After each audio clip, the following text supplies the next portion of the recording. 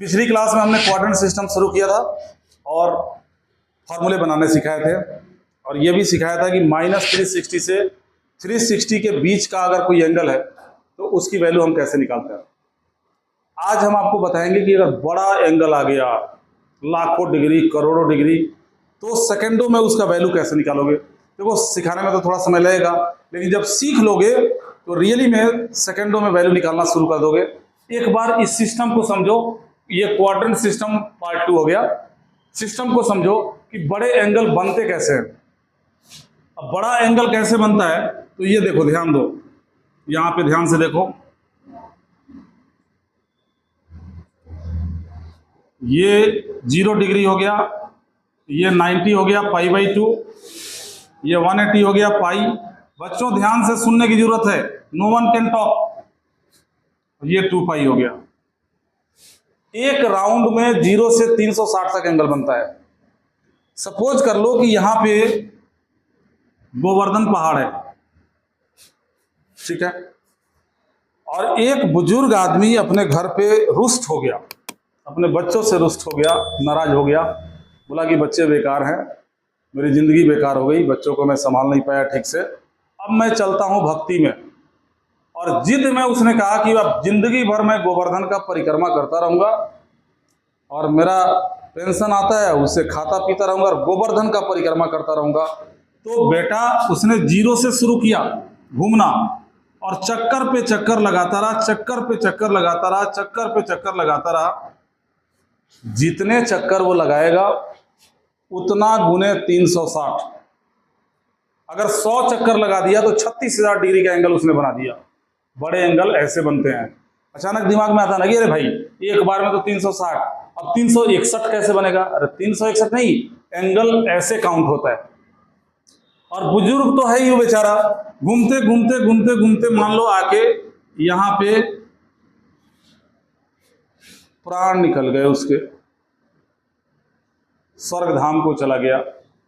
अब देखो वो जितना चक्कर लगाया वो काउंट नहीं होगा। बड़े एंगल का वैल्यू कैसे निकालता है वो बता रहा हूं कि जैसे मान लो लाखों करोड़ों डिग्री अगर है तो ये देखो कि वो कितनी बार घुमा, ये तो पता चली जाएगा, हमें पता चल जाएगा, लेकिन ये मैटर नहीं करता। ये देखा जाता है कि लास्ट में वो कहां पे जाके रुका है, कितने डिग्री का एंगल बना रहा है और किस क्वाड्रेंट में है, उसी की वैल्यू निकालनी पड़ती है। अब हम ये पहचानेंगे कैसे, मतलब इजीएस्ट मेथड से, सिंपलेस्ट मेथड से इस बात को कैसे पहचानेंगे कि वो किस क्वाड्रेंट में जाके रुका है और कितना डिग्री का एंगल बना रहा है। यही बात तो आज सिखाना है मेरे को। तो देखो ये जो एक्स एक्सिस होता है इस पे आएगा पाई, 2π, 180 और जोड़ दोगे तो 3π, 180 और जोड़ोगे तो 4π, यानी यहाँ पे आएगा ऑड पाई। ऑड को क्या लिखते हैं, 2n-1π या 2n+1π, और यहाँ पे आएगा इवन पाई यानी 2nπ। आगे से ध्यान रखना, मैंने पिछली क्लास में, पिछले लेक्चर में ये बताया था, अगर तुम नहीं आए थे तो वो देख लेना, वीडियो देख लेना, मैंने डाल रखा है। पाई बोलता है चेंज नहीं होना और π/2 बोलता है कि चेंज हो जाओ, बोला था ना। तो आगे अब ये बताओ कि अगर मान लो तुम्हें मिल गया साइन 40, 30, 20, 52 पाई और प्लस में थीटा। अब ये मत देखो कि ये कितना बहुत बड़ा डिग्री है, करोड़ों में आएगा ये देखो यहाँ पे क्या दिख रहा है, पाई। पाई ने साइन को क्या बोला, मत चेंज होना। एकदम कनिका एकदम सटीक आंसर दे रही है आज तो। पाई ने बोला साइन को चेंज नहीं होना, साइन बोला कि वही चेंज होता, तो ये क्या रह जाएगा, साइन थीटा रह जाएगा। अब सवाल आता है क्वाड्रेंट का पता कैसे लगाएं। तो ये बताओ कि ये ऑड पाई है या इवन पाई है, इवन पाई। इवन पाई का मतलब आप यहाँ पे हो, देखो इवन पाई यहाँ पे होता है। और जब इसमें कुछ जोड़ोगे, जोड़ना मतलब एंटी क्लॉकवाइज घूमना, जोड़ना मतलब एंटी क्लॉकवाइज घूमना और घटाना मतलब क्लॉकवाइज घूमना। तो जब यहाँ से एंटी क्लॉकवाइज घूमोगे तो कौन से क्वाड्रेंट में जाओगे, फर्स्ट क्वाड्रेंट। और फर्स्ट क्वाड्रेंट में तुम्हें पता है कि इसमें ऑल पॉजिटिव होते हैं, यानी साइन क्या होगा, पॉजिटिव होगा। देखो आपने इसकी वैल्यू भी निकाल दी। अब आता है π/2 का केस आता है। देखो यहाँ π/2, यहाँ 3π/2, तो फिर यहाँ पे आएगा 5π/2, तो यहाँ आ जाएगा 7π/2। फिर यहाँ पे आएगा 9π/2, तो यहाँ आ जाएगा 11π/2। रे भाई π/2 यहाँ भी, π/2 यहाँ भी, ऑड नंबर इसके साथ भी, ऑड नंबर इसके साथ भी। अब ये कैसे पता लगाएं कि हम ऊपर वाले π/2 के साथ हैं या नीचे वाले π/2 के साथ हैं?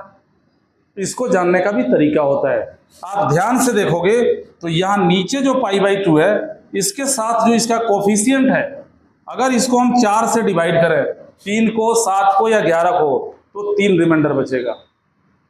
और ऊपर जो π/2 है इसको अगर हम 4 से डिवाइड करें तो 1 रिमाइंडर बचेगा। देखो, किसी भी ऑड नंबर को अगर तुम 4 से डिवाइड करते हो तो रिमाइंडर या तो 1 बचेगा या 3 बचेगा, इसके अलावा कुछ और रिमाइंडर नहीं बचेगा। तो तुम्हें क्या करना है कि अगर π/2 दिख गया, जैसे एग्जांपल के तौर पे 10 711 π/2 माइनस का थीटा, तो π/2 अगर दिख गया तो π/2 ने तो बोला कि चेंज हो जाओ, 10 बोला कि ठीक है चेंज हो जाते हैं। 10 किस में चेंज होता है? कॉट में। एकदम सही आंसर, 10 चेंज हो गया कॉट में, ये कॉट थीटा बन गया। लेकिन प्लस और माइनस के लिए क्वाड्रेंट तो देखना पड़ेगा ना। तो देखो यहाँ पे जो कितनी भी बड़ी संख्या हो, लास्ट का 2 डिजिट ले लो। लास्ट का 2 डिजिट क्या है? 11, और 11 को 4 से डिवाइड कर दो, 4 दूने 8, रिमाइंडर कितना आ गया?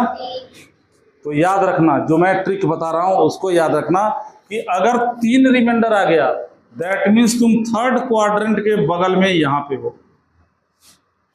यहां नीचे जो भी ऑड नंबर है 3 ही रिमाइंडर आ रहा है, और अगर रिमाइंडर 1 आ गया तो तुम फर्स्ट क्वाड्रेंट के बगल में यानी यहां पे हो। फिलहाल तुम कहां पे हो? यहां पे।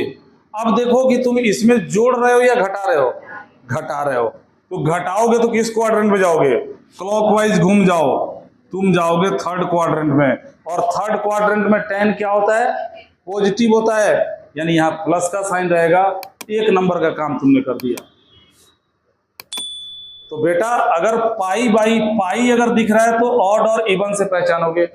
इवन पाई 0 के वाले साइड में होगा, ऑड पाई 180 वाले साइड में होगा। और अगर π/2 आता है, 4 से कब डिवाइड करना पड़ता है? हमेशा नहीं। π/2 अगर आ गया तो π/2 का जो कोफिशिएंट है उसका लास्ट का 2 डिजिट लो, क्योंकि चौथी क्लास में डिविजिबिलिटी टेस्ट में पढ़ाया जाता है कि अगर लास्ट का 2 डिजिट 4 से कट गया तो पूरी संख्या 4 से डिविजिबल होगी। पता होगा सबको। तो यहां से लास्ट का 2 डिजिट लो और इसको 4 से डिवाइड कर दो। रिमाइंडर अगर 3 आ गया तो थर्ड क्वाड्रेंट के बगल में, रिमाइंडर अगर 1 आ गया तो फर्स्ट क्वाड्रेंट के बगल में। बात समझ में आ रही है? और उसमें अगर घटाओगे तो तुम देख लेना, घटाओगे तो क्लॉकवाइज घूम जाना और जोड़ोगे तो एंटी क्लॉकवाइज, क्योंकि क्लॉकवाइज जब घूमते हैं तो कैसा एंगल बनता है? नेगेटिव एंगल बनता है। एंटी क्लॉकवाइज जब घूमते हैं तो कैसा एंगल बनता है? पॉजिटिव। इस तरीके से ऐसा कोई भी क्वेश्चन आपके सामने आ जाए आराम से सॉल्व कर दोगे। क्वेश्चन बनाने वाले कई बार क्या करते हैं ना, इसमें फेर बदल कर देते हैं, थीटा को पहले कर देंगे इसको बाद में। तो पिछले लेक्चर को देखना, बताया है उसमें मैंने कि माइनस कॉमन करोगे। माइनस को कौन कौन खाता है? यासिका कौन कौन खाता है माइनस को? कॉस और सेक। बिल्कुल बिल्कुल सही, कॉस और सेक माइनस को खा जाता है, साइन, टैन, कॉट और कॉसेक माइनस को नहीं खा पाते। तो अभी जो सिस्टम मैंने समझाया आई होप आप लोगों को समझ में आ गया होगा। अब मैं इसको अप्लाई करके दिखाऊंगा। ये तो क्वाड्रेंट सिस्टम में कैसे अप्लाई होगा ये बताया, अब मैं अप्लाई करके दिखाऊंगा कि अगर बड़े बड़े एंगल्स आ गए तो उनकी वैल्यू कैसे निकालोगे।